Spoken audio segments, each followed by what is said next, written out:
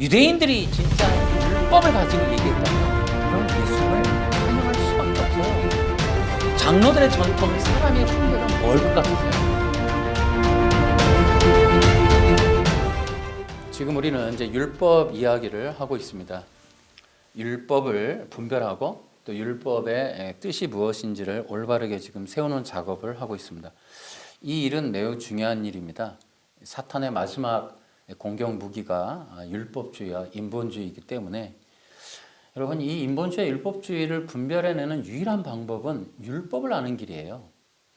율법을 알아야만 이들을 분별할 수 있고, 실제적으로 이 다음에 지금서부터 2021년 이후에 나타날 이단들이나 이후에 사탄은 어떤 전략을 갖고 올까에 대해서 우리가 대비하려면 성경에 있는 율법이라는 뜻을 정확하게 알아야 돼요.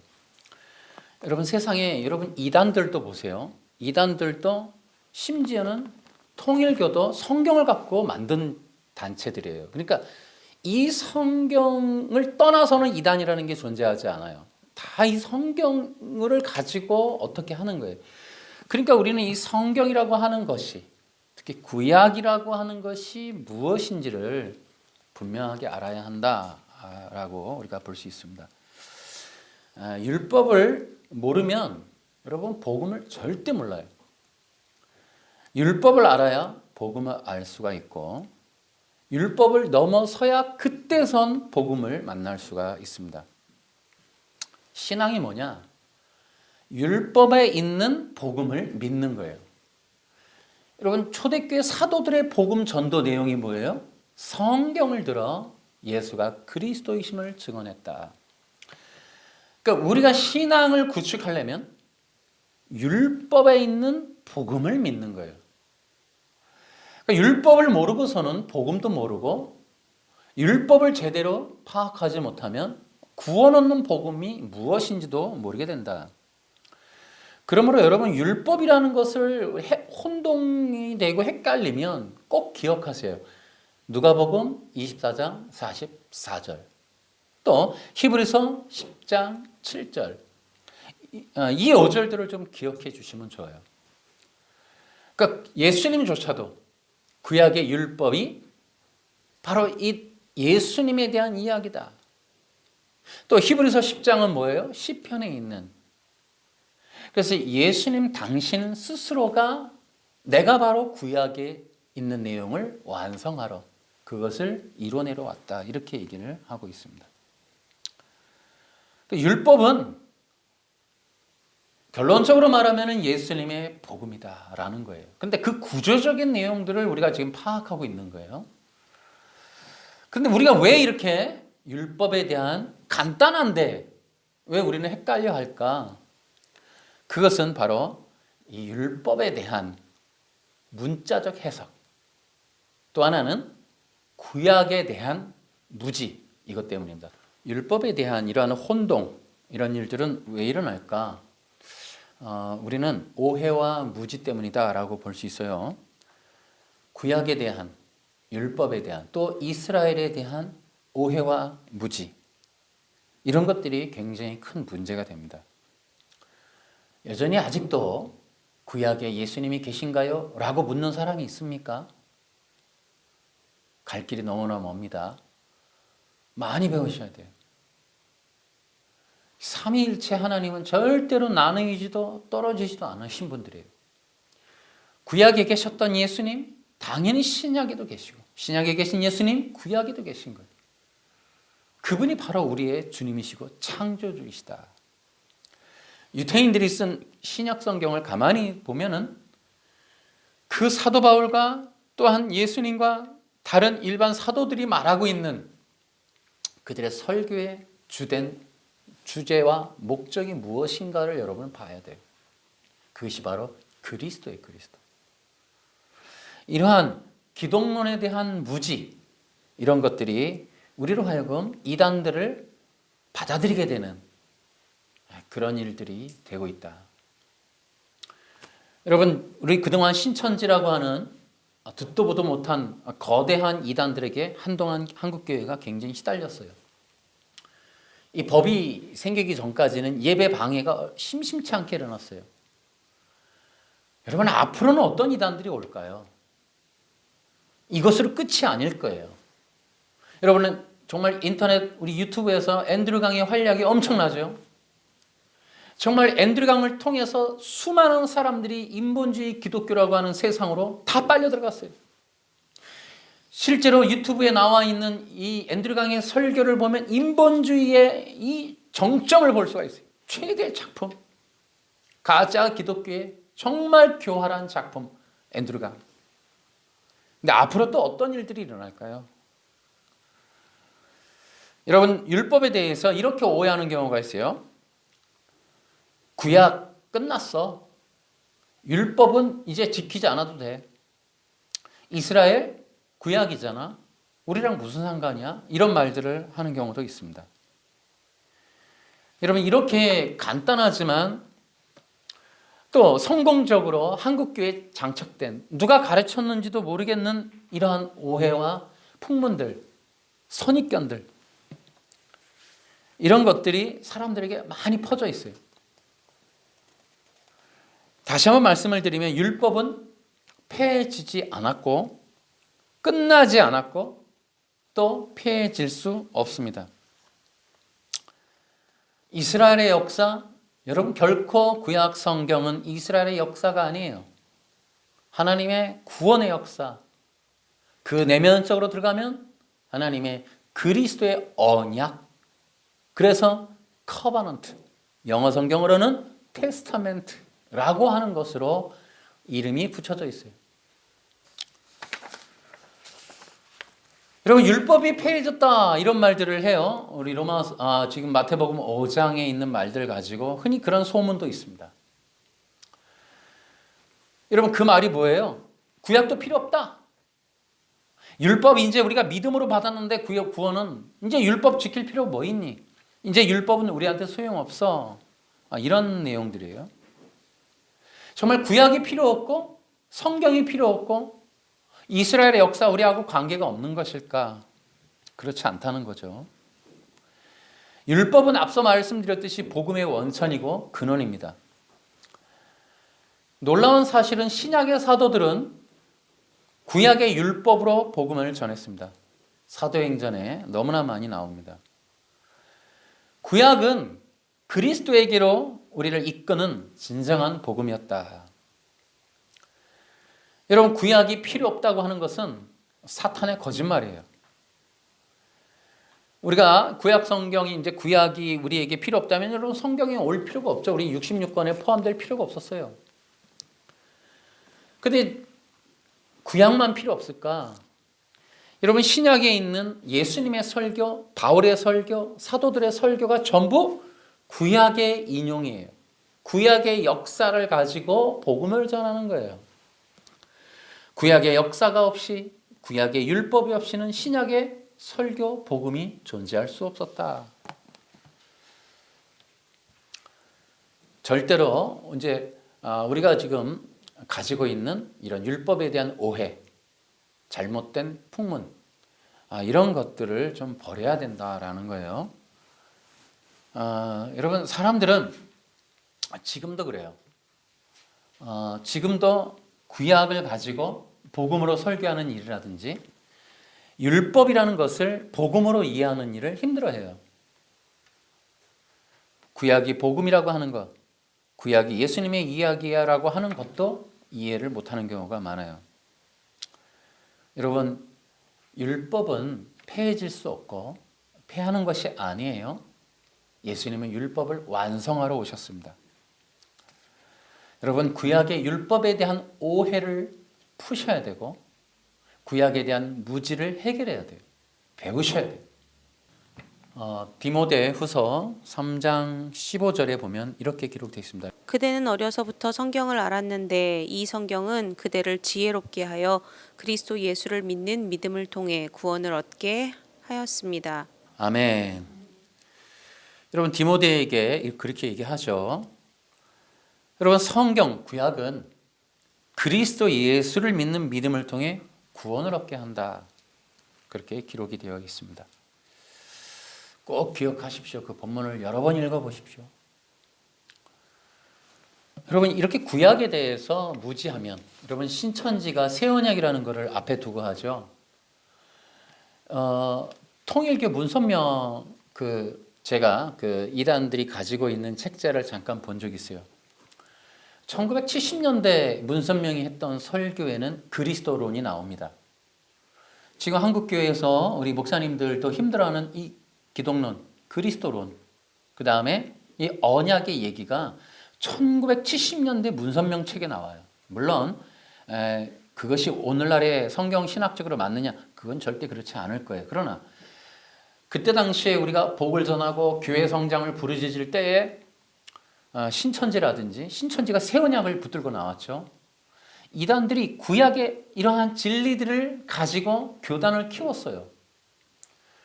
그들이 잘못되긴 했지만은 우리 한국교회가 인본주의로 나아갈 때 그 이단들은 성경에 있는 이 진리를 왜곡하면서 다시 말하면 율법을 조작하여 교단을 키웠다고요. 그런데 이 율법에 대한 왜곡과 조작을 아무도 분별 못했던 거예요. 우리가 율법에 대해서 얼마나 어리석은지 우리가 율법에 대해서 알지 못하는 거로 이 대형 이단들은 바로 이런 율법을 가지고 이 교세를 확장해 왔다라는 것을 우리가 반성해 볼 필요가 있어요. 여러분 우리가 그럼 구약의 율법은 뭐라고 우리가 정의할 수 있을까요? 앞에서도 얘기했지만은 하나님의 복음이에요. 그런데 우리가 근원적으로 보면은 이 율법이라는 게 하나님 편에서 어떤 의미일까? 창세기 2장 17절을 우리가 보면서 우리가 생각해 볼 수 있는 것은 첫째로 율법은 하나님의 말씀이에요. 영원히 변치 않는 하나님의 말씀이 율법이에요. 근데 율법으로 주신 하나님의 말씀으로 세워진 최초의 법이며 언약이 창세기 2장 17절인데 그 창세기 2장 17절이 이 법인 이유는 생명과 죽음의 규정이 담겨져 있어요. 그러니까 이것으로도 우리가 볼 수 있는 건 나중에 또 우리가 창세기 2장 17절 선악과 언약 시리즈를 우리가 준비하고 있습니다만은 이것을 통해 우리가 볼 수 있는 건 하나님의 율법은 근원적으로 보면 하나님이 말씀한 최초의 율법은 생명의 복음이었다. 생명과 죽음을 규정하는 법이었다라는 거예요. 그래서 하나님의 이러한 율법은 우리가 교리적으로 말하면 그렇습니다. 하나님 나라의 의를 규정하는 것이다. 이렇게 볼 수 있어요. 어렵죠? 우리가 그러나 성경 신학적으로 이런 율법을 좀 이해할 필요가 있다는 거예요. 그런 면에서 율법은 진리이긴 진리인데 절대 진리. 이것은 뭐냐면 하나이지만 영원하고 변치 않는 거예요. 그러니까 창세기 2장 17절 이 에덴 동산에서 말씀하신 것은 시대를 통과하고 지금 우리에게 적용되고 마지막 때에도 적용될 수 있는 누구도 건드려서는 안 되고 왜곡하거나 변질시켜서는 안 되는 그대로의 하나님의 율법, 살아있는 말씀. 바로 그게 창세기 2장 17절이다. 거기에서 인간이 죽고 사는 문제가 결정이 돼요. 그것이 무엇이냐? 바로 그리스도예요. 그러니까 하나님의 율법에 계시된 게 뭐냐면 하나님의 의예요. 그 하나님의 의가 최초로 계시되는 것이 율법이에요. 그 율법은 영원한 생명을 담보로 하고 하나님의 영원한 자녀됨과 백성됨에 대한 언약을 공고히 하는 거예요. 그것이 바로 의라는 거예요. 이스라엘 백성들이 이제 갈라디아서에 보면 할례파가 들어와요. 그 할례파가 주장하는 게 뭐냐면 예수를 믿고 할례를 받으면 이스라엘 사람이 될 수 있어. 기독교인이 그렇게 얘기한다는 거예요.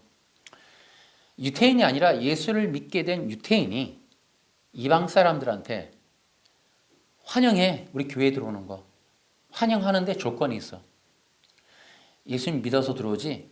스탑. 안 돼.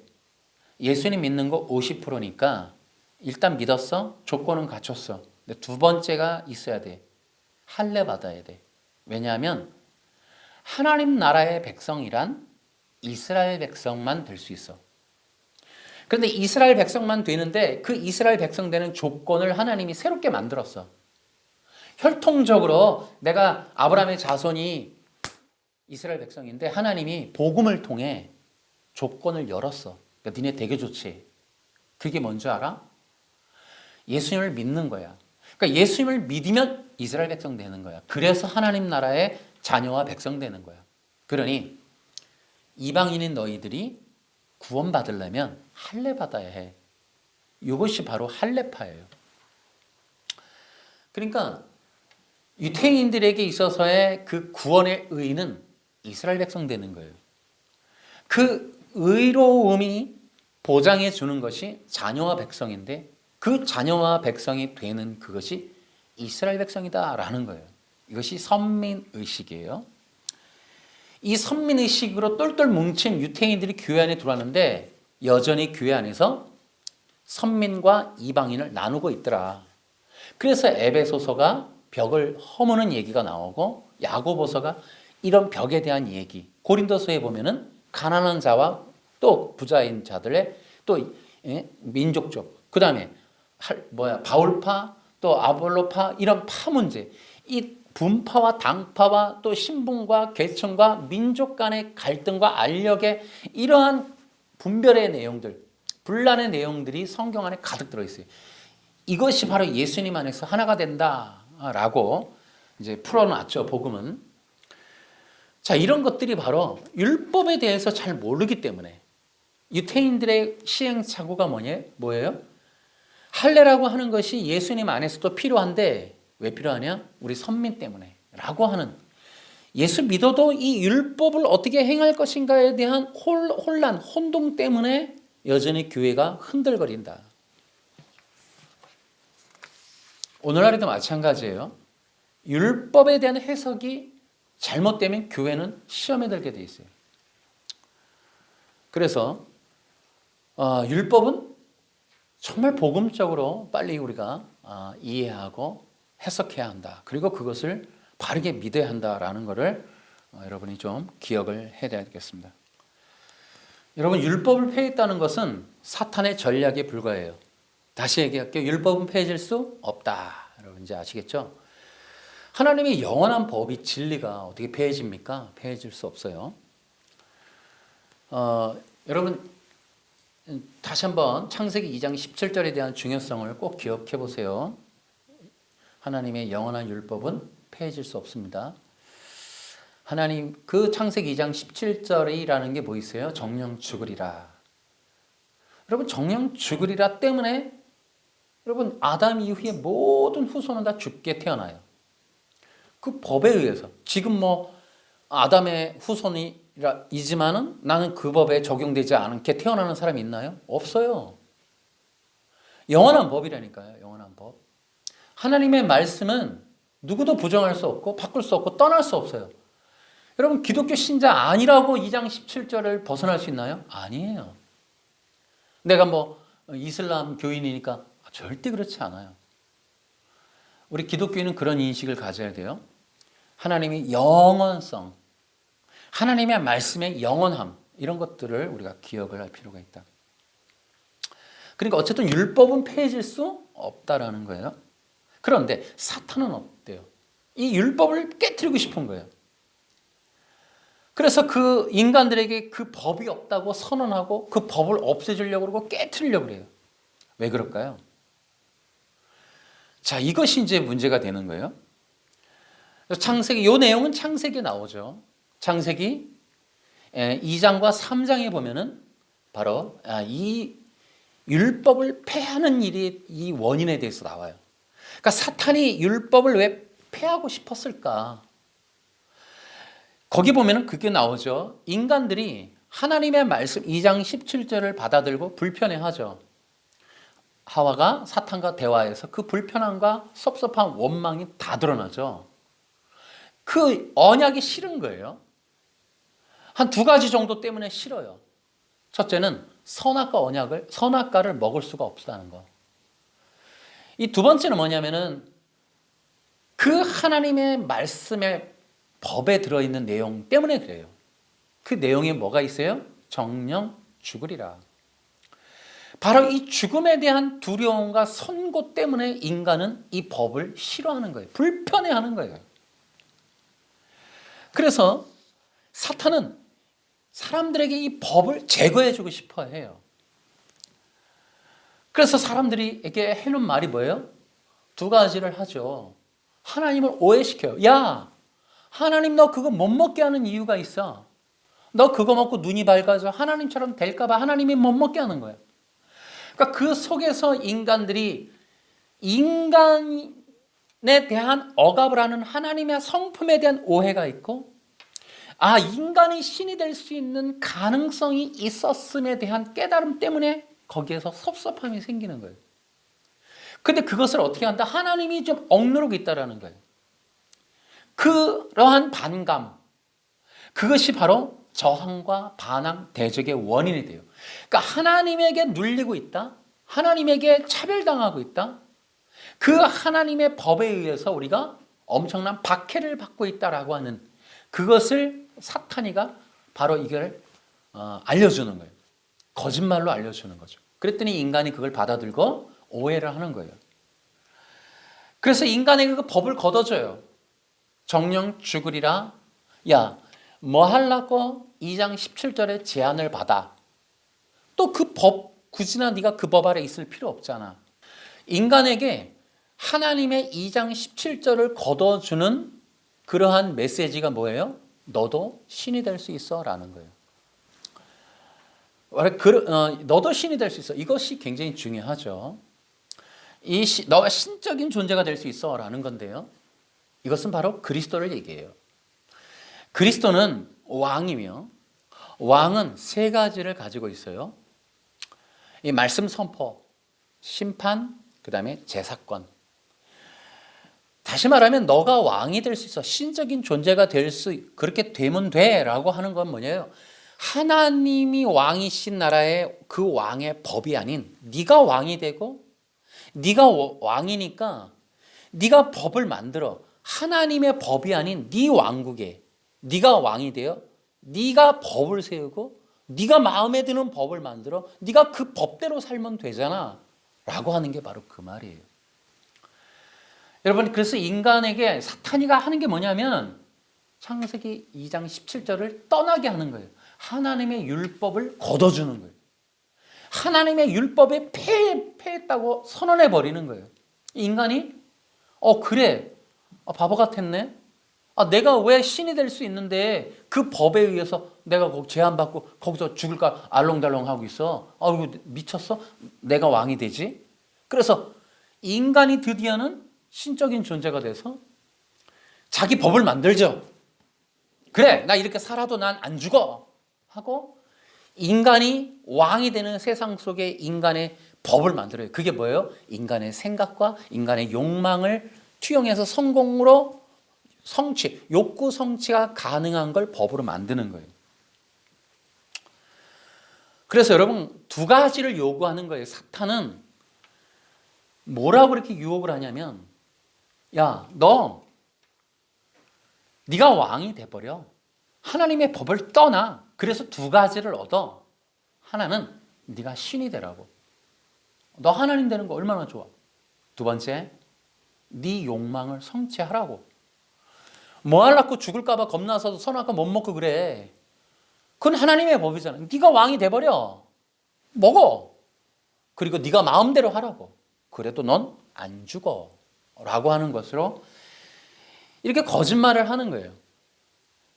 마치 여러분, 놀라운 거 뭐냐면 창세기 2장 17절을 떠날 수도 있거나 없앨 수도 있거나 안 보면 적용이 안 된다거나 그것을 변화시킬 수 있다, 바꿀 수 있다라는 것으로 속이는 거예요. 사람들의 생각은 안 보면 아닌 걸로 알아요. 그러니까 내가 기독교인이 아니면, 성경 본 적이 없으면, 교회를 안 다니면, 내가 불교가 되면, 이슬람이 되거나 내가 모르게 되면 그 법에 적용이 안 되겠지라는 생각을 할 거예요. 여러분 불신자들이나 많은 사람들이 종교다원주의 세상에서 성경만이 절대 진리라고 얘기하니까 독선이라고 얘기하죠. 여러분 독선이라고 얘기해도 그 독선이라고 말하는 사람들이 심판을 받을 때 여러분 성경을 벗어날 수 있을까요? 난 성경 배운 적이 없는데요. 이 핑계가 될 수 있을까요? 절대 그렇지 않아요. 사탄의 거짓말에 불과해요. 사탄은 너가 신이 될 수 있어 라는 말을 하며 너는 신이 되고 네 욕망을 성취할 수 있어 이 라는 말을 하면서 동시에 그 법을 벗어나도 되는 것처럼 그 법을 벗어나면 아무렇지도 않은 것처럼 그렇게 얘기를 해요. 그러나 여러분 아담은 죽었습니다. 여러분 아담이 신이 돼서 불순종하고 떠났는데 그 법을 벗어날 수는 없었어요. 그래서 그 법에 의하여 형벌을 받게 돼요. 이것은 영원한 거예요. 어느 누구도 아담의 후손 이후로 죽음이 없이 죄와 사망 권세가 아닌 상태로 태어나는 인간은 없어요. 누구도 창세기 2장 17절을 벗어나서 태어나는 사람은 없습니다. 기독교인이든 아니든 다른 종교를 가지든 성경을 본 적이 없든 교회를 가본 적이 10대째 없든 상관없어요. 그것이 바로 이 사탄의 전략이에요. 그 이후로 율법이 폐해졌다고 하는 자들이 성경에 계속 나와요. 바로 그렇게 가인이 그러하고 그 다음에 바로 이 바벨탑 사건이 그렇습니다. 바벨탑도 역시나 그리스도가 아닌 인간의 힘으로 하나님과 같아지려는 인간들의 문명으로 나타나는 것이 바로 바벨탑이에요.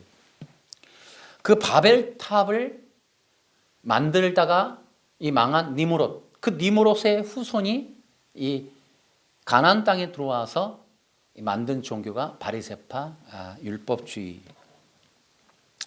그 바리새인들은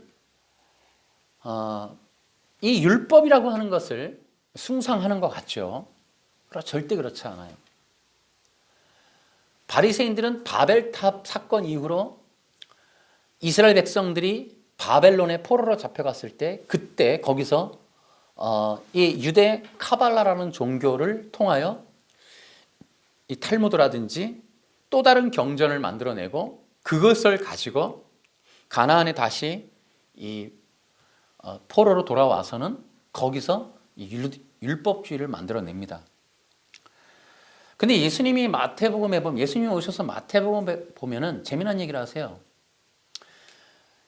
바리새파 율법주의자들이 철저한 율법을 가지고 예수님을 정죄하고 대적하려 했더니 예수님께서 하는 말씀이 참 재밌어요. 마태복음 15장 3절에 나옵니다. 마태복음 15장 3절 시작.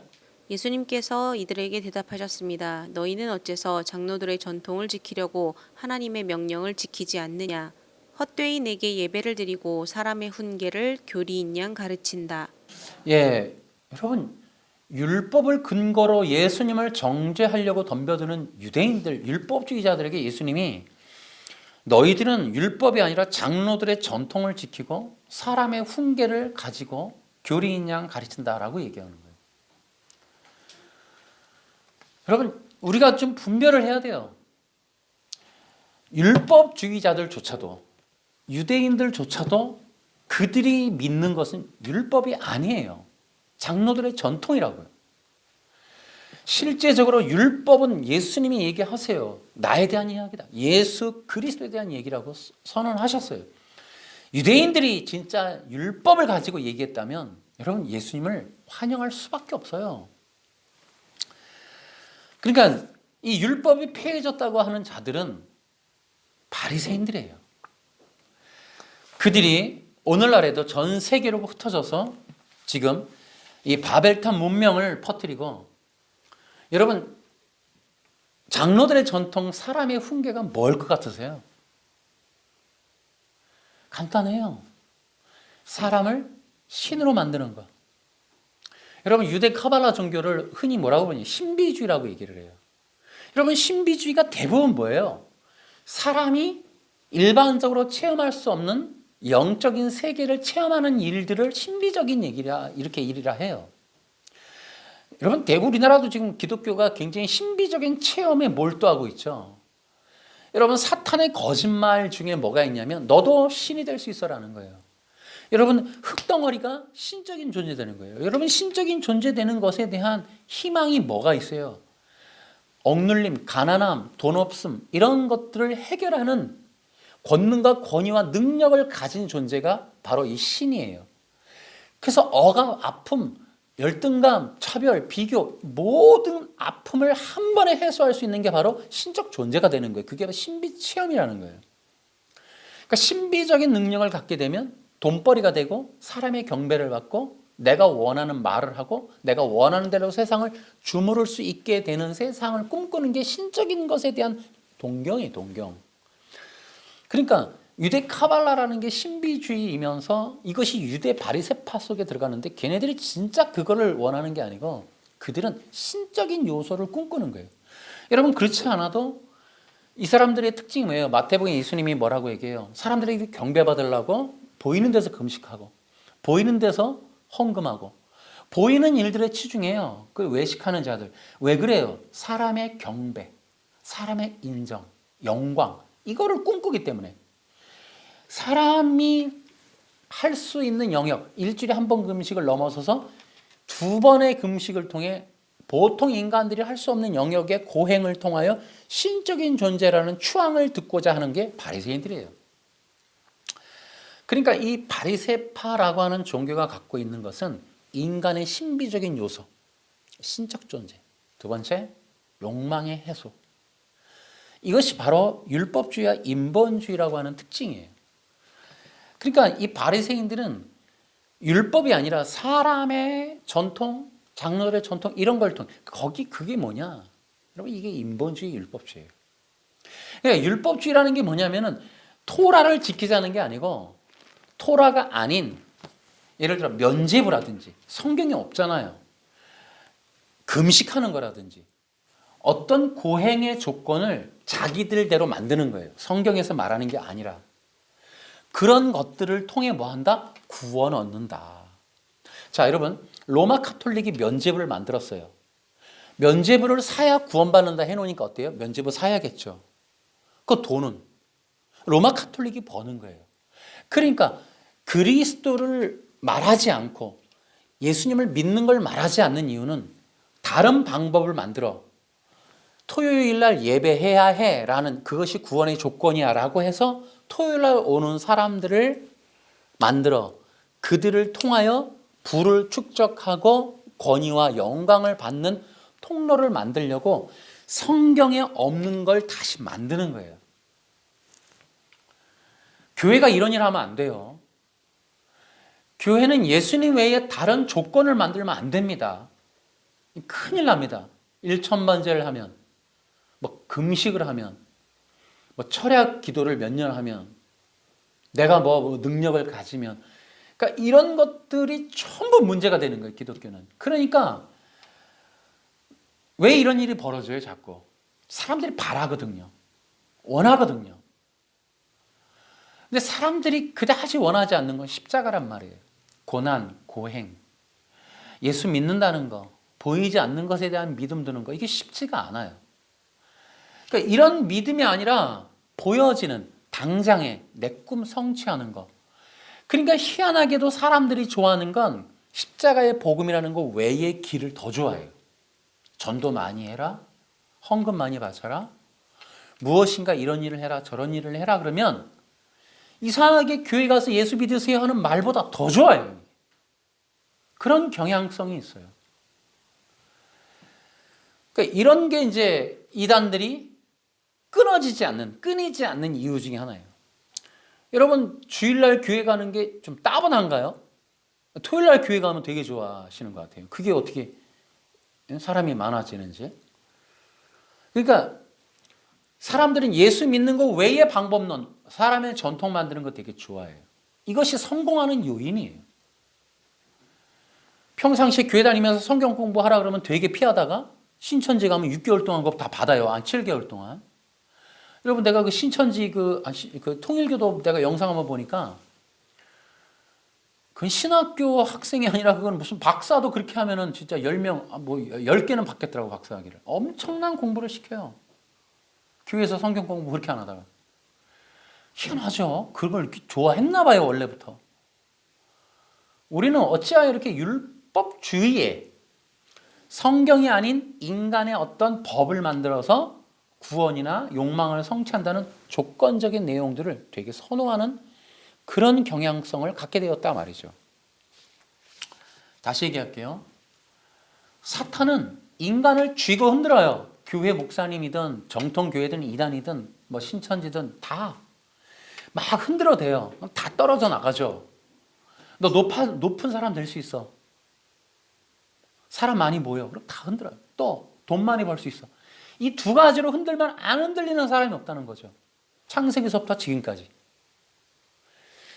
정말 이 인간의 근원적인 두 가지의 욕망, 신적인 존재 되고 싶고 원하는 거 다 갖고 싶은 이 두 가지를 흔들면 정권도 마찬가지. 정치인들도 나라도 문명도 종교조차도 로마 카톨릭도 뭐 정교회든 사제가 됐든 뭐가 됐든 여러분 이 두 가지 인간에게 높은 사람 될 거야. 아울러서 너 빌딩 건물주가 될 거야. 이 두 가지를 조건을 걸어놓고 여러분 성공 안 하는 사람이 없다는 거죠. 종교도 마찬가지고 이단들이 바로 여기에서 충성하는 자가 생기는 거예요. 이단들의 그 사제들이 왜 이렇게 많아져요? 신천지도 그렇고 중간 간부들이. 너 높은 사람 될 거야. 그러면 어떻게 된다? 많은 사람들의 헌금이 다 너한테 갈 거야. 그러니까 돈이 생길 거고 높은 사람 될 거고 그러다가 승진해서 나중에는 지부장도 될 수 있어. 이런 것들 때문에 귀가 열리는 거예요, 자꾸. 그리고 교리가 옳으냐가 보다 그 교리를 통해서 얻을 것에 대한 누군가 그런 얘기 하더라고요. 신약도 율법화를 시키는 게 교회다. 그게 그 얘기예요, 이게. 그러니까 구약만 율법화 시키는 게 아니에요. 그러니까 1000번제라는 거를 문자화하고 율법화해서 돈을 버는 구조로 만드는 게 아니고 신약조차도. 그러니까 설교라는 걸 신약 성경, 바울이라는 사람을 통하여 돈벌이 하는 거예요. 바울 신학을 해갖고 돈벌이 하는 거예요. 십자가 복음이 나오는데 그 십자가의 복음을 잘 전해서 돈벌이 하는 거예요. 높아지는 사람 되고 돈벌이 하게 되고. 그러니까 인간은 구약을 율법화하는 데는 성공했는데 교회들은 신약을 율법화하는 데 성공하고 있다는 거죠. 그러니까 우리는 이 두 가지를 빼놓고는 얘기할 수 없느냐 하는 거죠. 여러분 하나님께서 여러분 충격적인 건 아담한테도 실패했어요. 아담에게 창세기 2장 17절을 적용하는 거 실패하셨어요. 최인간도 실패했어요. 오늘날 우리들에게도 마찬가지. 뭐가 실패하는 거예요? 돈에 안 흔들리는 사람? 높은 직위에 안 흔들리는 사람? 그게 아니죠. 예수를 믿게 하는 일에 실패하는 거예요. 여러분 지금도 마찬가지예요. 우리의 신앙이, 우리의 예배가 예수님 밖에 없어도 이 결과가 10년간, 20년간, 50년간의 목표와 신앙생활의 결과가 복이 아니어도, 그러니까 돈이 아니어도 우리가 기뻐할까? 높은 사람 되는 것이 아니어도 핍박으로 죽는 한이 있어도 예수님 때문에 기뻐하는 사람, 예수님만으로 충분하게 되어지는 사람, 이런 기독교, 이런 것들이 성공할 수 있느냐? 굉장히 어려운 얘기라는 거죠. 여러분 이렇게 하나님의 율법을 폐했다. 그리고 율법을 제거해서 사람들로 하여금 하나님의 율법이 없는 세상에 살게 하는 여러 가지 부류들이 있어요. 첫째가 종교의 영이 있어요. 쉬운 예로 리처드 도킨스라는 사람 아시죠? 리처드 도킨스라는 사람이 버스 광고에 문구를 넣었죠. 이런 얘기를 했어요. 아마도 하나님은 없다. 걱정을 멈추고 enjoy. 인생을 즐겨라. 그러니까 하나님이 없다. 그러니 걱정 말아라. 인생을, 이거 버스 광고에 넣었던 문구죠. 그러니까 인간이 두려워하는 게 이 도킨스를 통해서도 나타나요. 그러니까 창세기 2장 17절에 대한 도망치는 게 지금도 그래요. 그러니까 그 요절 앞에서 지금 도킨스는 좀 두려워하고 있는 거죠. 자기 자신이. 아마도 하나님은 없다. 걱정 말아라. 정령 죽으리라. 에이, 절대로 하나님 없으니 그런 법도 사람이 만든 거다. 하나님 그런 말 한 적 없다. 그러니 그렇게 헛된 말에 속아서 두려워서 인생 즐기지 못하고 벌벌 떨면서 하지 못하는 거 하지 말고 마음껏 해라. 그러니까 인간은 여전히 지금도 2장 17절을 도망가고 있는 거예요. 그거 없다라고 계속 벗겨주고 싶은 거예요.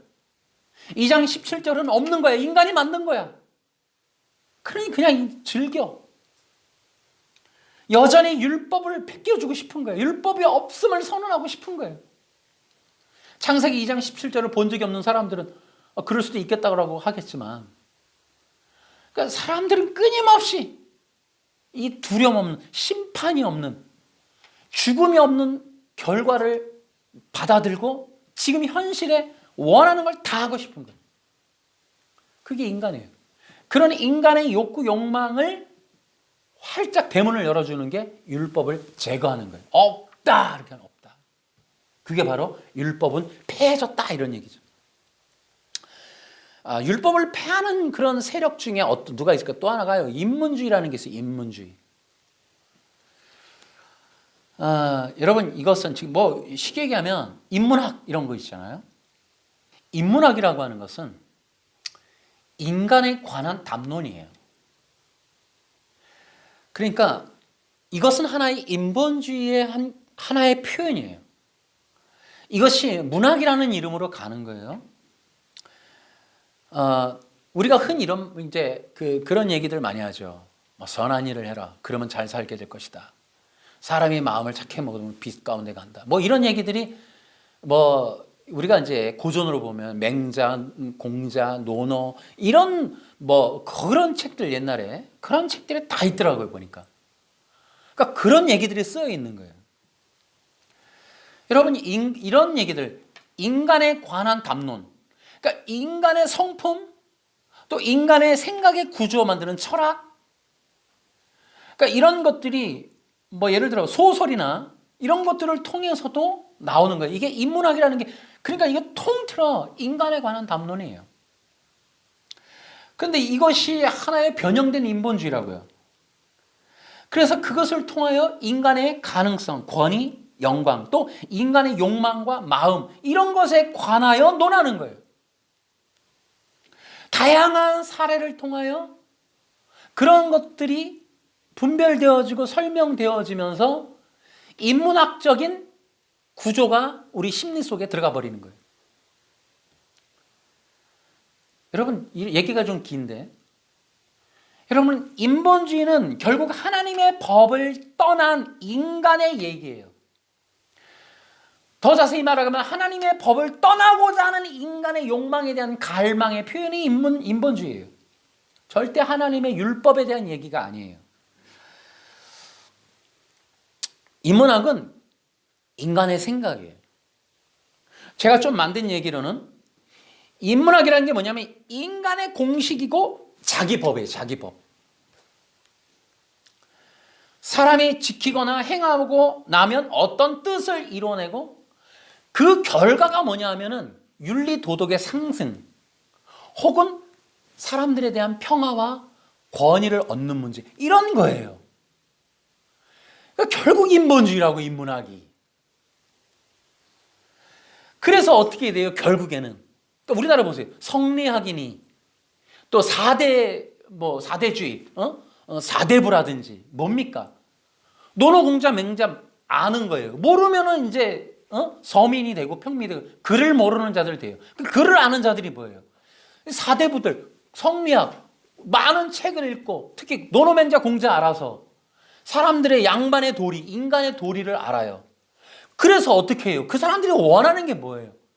결국 권위와 일자리 감투예요. 그래서 뭐예요? 평민들, 글을 모르는 사람들에게 존경받는 거. 그래서 어떻게 했다는 거예요? 그 백성들, 70%의 백성들을 착취해서 자신들의 부를 축적하는 수단으로 만들어 놓는 게 그게 인문학이에요, 그게. 그러니까 사람의 구조, 생각, 마음의 철학. 너희들이 있으면 나눠줘라. 절대 안 그런다는 거예요. 자기들은 안 하면서 그런 얘기들을 많이 읽고 지식을 쌓아서 그 지식으로 사는 게 아니라 그 지식으로 사람들에게 경배를 받는. 와, 노노맹자 5살 때 노노맹자 띄고 뭐 사서성경을 띄고 와. 그래서 결과적으로 5살 이후에 성인 군자라는 소리가 아니라 지식을 많이 쌓았대, 똑똑하대, 와 대박, 이런 거를 통해 존경받고 권위를 받고 높은 자리에 가서 사람들에게 많은 부를 또 상납받는 일들. 이 구조. 여러분, 이것이 창세기 3장 2장에서 나오는 얘기하고 뭐가 달라요? 여러분, 모든 인간 세계는 똑같다니까요. 결국 두 가지 남죠. 너 높은 사람 될 거야. 너 욕망을 성취할 거야. 결국 두 가지 남는 거예요. 그래서 우리는 인본주의 인문학이라고 하는 것들에게도 속으면 안 돼요. 그러니까 이런 것들이, 그래서 제가 우리 청소년들에게도 그러니까 어줍지 않은 소설이나 이런 책들을 읽지 말라는, 그런 게 우리 인문학의 구조가 여러분 쌓이는 거 굉장히 조심스러워해야 된다는 거죠. 예를 들어 긍정적인 생각을 하면 너는 꿈을 꾸게 될 거야. 너 마인드 컨트롤 알아? 네가 원하는 걸 불러들여. 그 마인드 컨트롤해서 네가 원하는 거를 끌어당기면 소원이 성취될 거야. 이런 구조들이 우리 속에 들어오면 안 된다고. 그게 바로 율법을 폐하는 목적이니까. 율법을 폐하고 나면 하나님의 법, 영원한 생명, 천국, 그리스도에 대한 담론이 아닌 인간의 인간의 그 속에 들어와야 될 인간의 갈망, 인간의 영혼의 궁극적인 양식, 생명의 말씀, 우리 영혼에 들어와야 될 진정한 하나님의 생명이라고 하는 율법이 우리 안에 들어오기 전에 사탄은 율법 없는 율법을 폐하고 너가 신이 될 수 있어. 인본을 확 깔아버리는 거예요. 어릴 때부터. 넌 대통령이야. 넌 뭐가 될 수 있어. 꿈을 꿔. 그러니까 우리가 이게 기독교인 가정에서도 기본으로 깔리는 거예요. 모든 인간의 기본이 인본주의가 깔리는 거예요. 그리스도가 들어가기 전에.